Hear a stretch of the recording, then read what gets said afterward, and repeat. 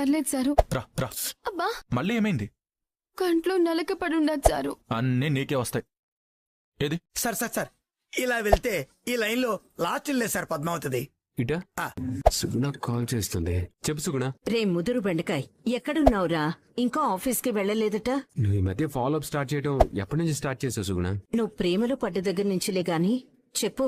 నేను పద్మావతి వాళ్ళ ఇంటి దగ్గరకు వచ్చాను. అక్కడ నీకేం పనిరా? నేను పెళ్లి చేసుకోబోయే అమ్మాయిని చూద్దామని. ఇప్పుడు కరెక్ట్ గా ఎక్కడున్నావు?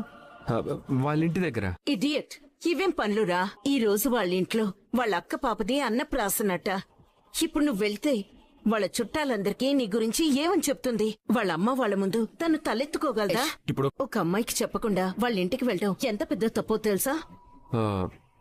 సర్ప్రైజ్ ఇద్దామని అనుకున్నాను సుగుణ. ఏం అవసరం లేదు, ముందు నువ్వు అక్కడి నుంచి వచ్చేసేయ్. సరే సుగుణ, తనకు కాల్ చేసి బయటికి రమ్మని చెప్తాను. జస్ట్ కలిసేనా వస్తాను.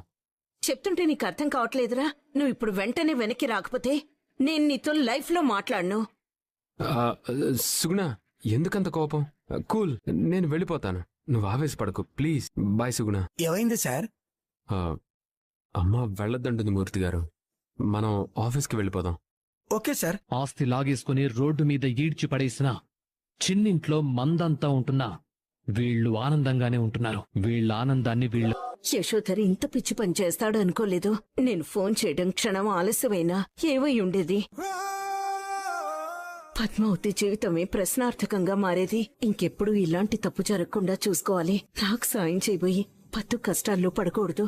యశోధరికి మనసు నొచ్చుకోకుండా కొన్ని లిమిట్స్ పెట్టాలి. నా మనసెందుకో ఈసారి ఈ రాక్షసుడు పాపని విక్కీ వాళ్ళ దగ్గర నుంచి తీసుకొచ్చేస్తాడేమో అనిపిస్తుంది. పాపని తీసుకొచ్చేటప్పుడు ఎవరైనా అడ్డుపడితే వాళ్ళకే హాని తలపెడతాడో అని భయం వేస్తుంది. భగవంతుడా, ఆ మురళి చేతికి నా పాప దొరకకుండా చూడు. పాప వాడి చేతికి దొరికిందంటే ఖచ్చితంగా పాప అడ్డం పెట్టుకుని ఆస్తి మొత్తం రాయించుకోవాలని చూస్తాడు.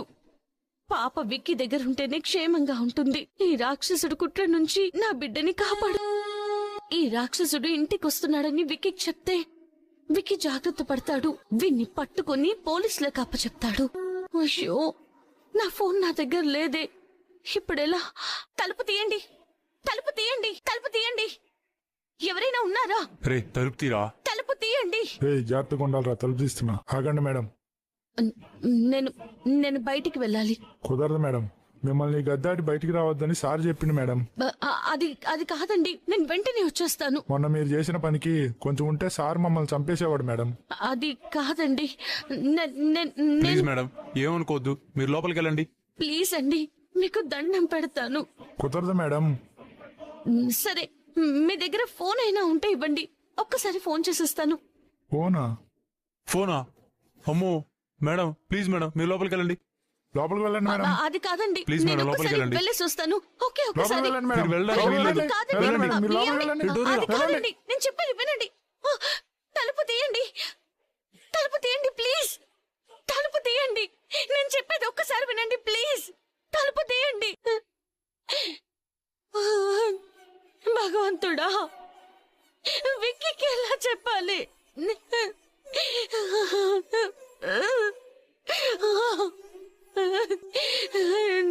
నా పాపని ఎలాగైనా నువ్వు. ఓ ఏడొక తల్లి. అదిగో అదిగో, చూడు. అదిగో బొమ్మలు చూడ, అవన్నీ నీకోసమే పెట్టండారు. చూడమ్మీ, ఏడోక అక్కడ ఏమున్నాయి బొమ్మ. ఏమైందను? ఎందుకలా?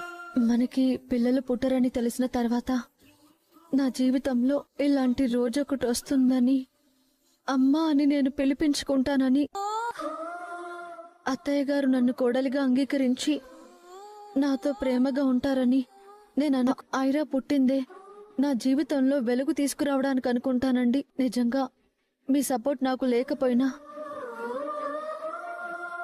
పాప మన జీవితంలోకి రాకపోయినా, నా జీవితం మాత్రం ఇంత ఆనందంగా. రోజు రోజుకి నువ్వు పాప మీద కొండంత ప్రేమని పెంచుకుంటున్నావక్క. కానీ నీలాగే అక్కడ అరవిందవతన కూడా తన పాప వాళ్ళ దగ్గర ఆనందంగా ఉంటుందని ఎప్పుడెప్పుడు చూస్తానా అని ఎదురు చూస్తూ ఉంది. రేపొద్దున అరవిందవతన వాళ్ళ పాప నువ్వు పెంచుకుంటున్న పాప ఒక్కరే అని తెలిస్తే నువ్వు ఏమైపోతావోనని భయంగా ఉందక్క. పద్మావతి, ఎక్కడి నుంచో నేను చేస్తున్నావు? ఏం లేదు సారు, కంట్లో నలక పడితేను. ఓ తల్లి ఏమండి, పాప ఏడుస్తున్నట్టుంది, పదండి. ఏం లేదమ్మా. ఎందుకు ఏడుస్తున్నావు? అమ్మా, ఏడుస్తా ఉండదమ్మీ. ఓ ఏ నానా, ఆకలేస్తుందా?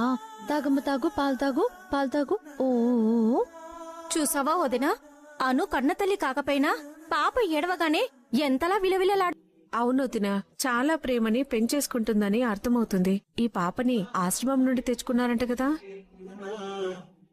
రేపొద్దున పాప తాలూకా వాళ్ళొచ్చి మా పాప మాకు కావాలి అంటే పరిస్థితి ఏంటి?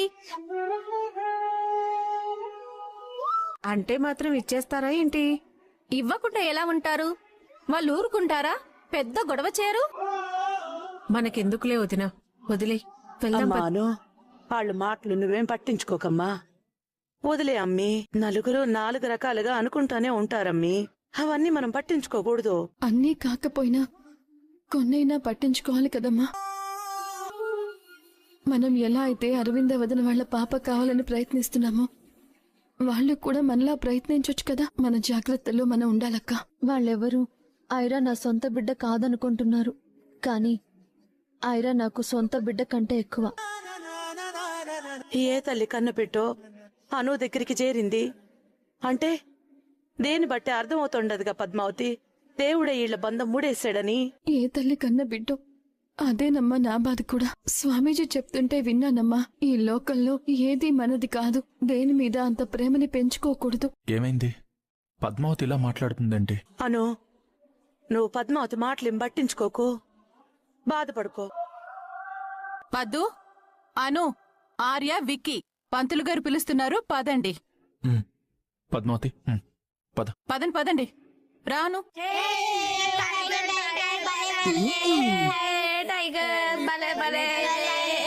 ఆపండి, ఏంది ఇక్కడ మీ గోలా?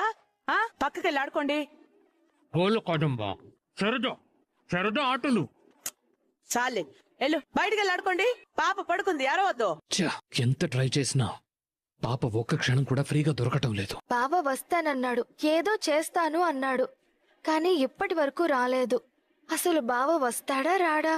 రాకపోతేనే మంచిదిలే. ఇంట్లో ఇంతమంది ఉండగా బావ వస్తే బావని అస్సలు బ్రతకనివ్వరు. బావ మొన్న ఏదో ఆవేశంలో అన్నాడు, ఆ తర్వాత ఆలోచించి ఆగిపోయి ఉంటాడు. వచ్చుంటే అనవసరమైన రిస్క్. సరేలే, సగం టెన్షన్ తీరిపోయింది. అన్నప్రాసన అయిపోయాక చూసుకుందాం. రే ఇడియట్, నీ చిల్లర చేష్టలు పిల్లల దగ్గర చూపించుకో, నా దగ్గర కాదు. రే ఎవర్రా నువ్వు? నా మీద చెయ్యి వేస్తే మా అన్నయ్యకి చెప్తాను. దివ్య, నేను మురళిని. బావా నువ్వా? ఇలా రా. బావా నువ్వు వచ్చావా? నేను ఇంకా నువ్వు రాలేదనుకుంటున్నాను. ఈ గెటప్ లో వచ్చావు, దొరికిపోతే చాలా రిస్క్ బావా. నువ్వు వెంటనే వెళ్ళిపో. లే దివ్య, నేను వెళ్ళను. బావా నువ్వు మొండిగా ప్రవర్తించుకో ప్లీజ్. బావా ఎందుకు అనవసరంగా రిస్క్ చేస్తున్నావు? తప్ప దివ్య, రిస్క్ చేయవలసిందే. చెప్పానుగా, ఇది లాస్ట్ అటెంప్ట్ అని. ఈసారి మనదే పై చేయి కావాలి. ఇదంతా నేను చేస్తోంది మనిద్దరం ఆనందంగా ఉండడం కోసమే. ఎలాగైనా సరే పాపం తీసుకెళ్లి అరవిందతో సంతకం పెట్టిస్తాను. పాప లేకపోతే ఎంత ట్రై చేసినా అరవింద సంతకం పెట్టదు. చూడు, ఈ ఒక్కరోజు పాపనెత్తుకెళ్లే విషయంలో నువ్వు నాకు సాయం చేయాలి దివ్య. లైఫ్ లాంగ్ మనం ఆనందంగా ఉండొచ్చు. నేనేం చేయాలి బావా? సరే బావా, నీ కోసం, మన ప్రేమ కోసం నేను ఈ పని చేస్తాను. అది తెగింపంటే నేను వెయిట్ చేస్తూ ఉంటాను. సరే. ఏం చేస్తున్నావు ఇక్కడ? అడుగుతుంది నిన్నే. అన్నయ్య, ఈయన పిల్లల్ని ఆడించకుండా ఇక్కడ తిరుగుతున్నాడు. అసలు నువ్వు ఇతనికి డబ్బులు ఇవ్వకన్నయ్యా. ఇంట్లో ఇతను కనిపించకపోయేసరికి నేను వెతుక్కుంటూ ఇక్కడికి వచ్చాను. అవునా? సరే, నువ్వు వెళ్ళు. మీరు కూడా లోపలికి వెళ్ళండి, పిల్లల్ని ఆడించండి. అలాగే. పంతులు గారు, ఇందులో పాప ఏది పట్టుకుంటే అందులో గొప్ప స్థాయికి వెళ్తుందంటారు కదా? అవునమ్మా. అయితే ఆగండి, నా దగ్గర కూడా ఒకటుంది, అది కూడా తెచ్చి పెడతాను. ఏంటి అది? అంత ఇంపార్టెంట్ అయిందా? అవునారు, అది లేకుండా మా ఆడవాళ్ళం అస్సలు బతకలేము. ఏంటి అది? ముందు చెప్పు. తినబోతూ రుచి అడగడం ఎందుకున్నారు? తెస్తానుగా. అమ్మా అను, మీ అత్తయ్య ఏం తీసుకొస్తుందంటావు? తెలీదు మామయ్య. పద్మావతి, నీకేమైనా తెలుసా అమ్మా?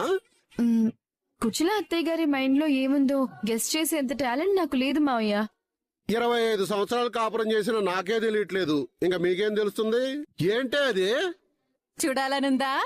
వచ్చా కూర్చో, నీ వల్ల ముహూర్తం టైం కూడా అయిపోయేలా ఉంది, త్వరగా చూపించు. టన్ టడాయ్! దీనికా ఇంత బిల్డప్? చెప్పాను కదా నారు, ఇది లేకపోతే మా ఆడాళ్ళం బతకలేమని. అంటే పాపను కూడా నీలాగా తయారు చేద్దాం అనుకుంటున్నావా? తప్పేంటి? మావయ్య గారు పోన్లేండి, పర్వాలేదు, పెట్టనివ్వండి. సరే అమ్మా, మీ ఇష్టం. అమ్మా, పాపకి అమ్మ తరఫు వాళ్ళు తెచ్చిన ఆభరణాలు ఏమైనా ఉంటే వెయ్యండమ్మా. అట్నే. పాప అన్నప్రాసనకి అరవింద వదిన వచ్చుంటే ఎంత బాగుండేదో. కన్న పెగు ఎంత ఆనందించుండేదో. రారా చిట్టు తల్లి, రా రా రా రా రా రా తల్లి, రామ్మరా. ఏంటి నాన్న, నా దగ్గరికి రావాలనుందా? నేనొచ్చేస్తాను, త్వరలోనే నీ దగ్గరకు వచ్చేస్తాను. పాప కోసం ఎందుకింత తపన పడుతున్నావు? పాప నా కూతురే. అసలు నీకు అక్క పాపే ఈ పాప అని ఎప్పుడు తెలిసింది బావ నీకు? పాల వల్ల హాస్పిటల్లో జాయిన్ అయినప్పుడు. ప్లీజ్ నా పాపనేం చెయ్యొద్దు. అంటే ఈ విషయం నీకు తప్ప ఇంకెవరికీ తెలియదన్నమాట.